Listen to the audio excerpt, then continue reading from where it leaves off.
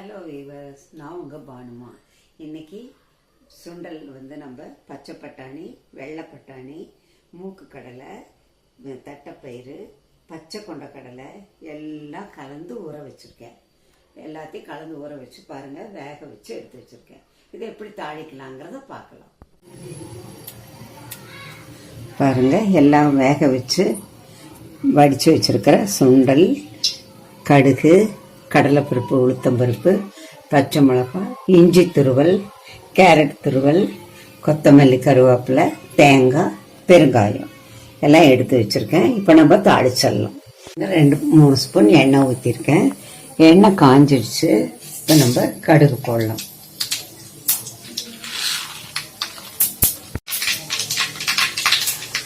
கடுகு வெடிச்சிருச்சு.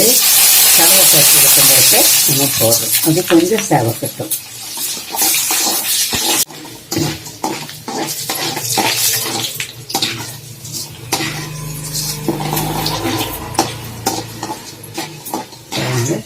செவந்துருச்சு. பச்சை மிளகாவும் இஞ்சியும் போடுறோம்.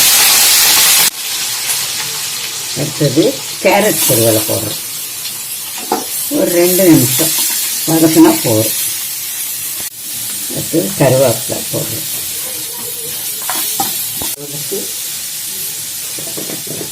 கேரட் துருவுக்கு கொஞ்சோண்டு ஒரு சிட்டிக்கு உப்பு போட்டிருக்கோம். இப்போ இது நல்லா வதங்கிடுச்சு. இப்போ இந்த சுண்டலை இதில் போட்டுருவோம். இப்போ நல்லா பரட்டி வச்சுக்கணும்.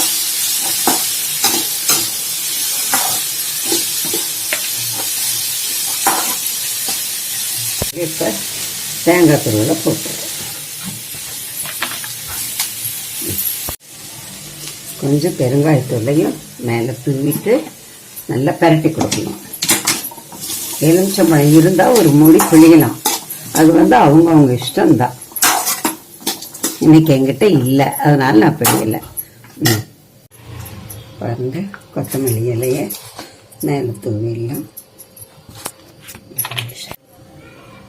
சுவையான எல்லாம் கலந்த சுண்டல் ரெடி. வாங்க கொலுவுக்கு, நீங்களும் கலந்துக்கோங்க. வெத்தலை பாக்கு வாங்கிக்கலாம்.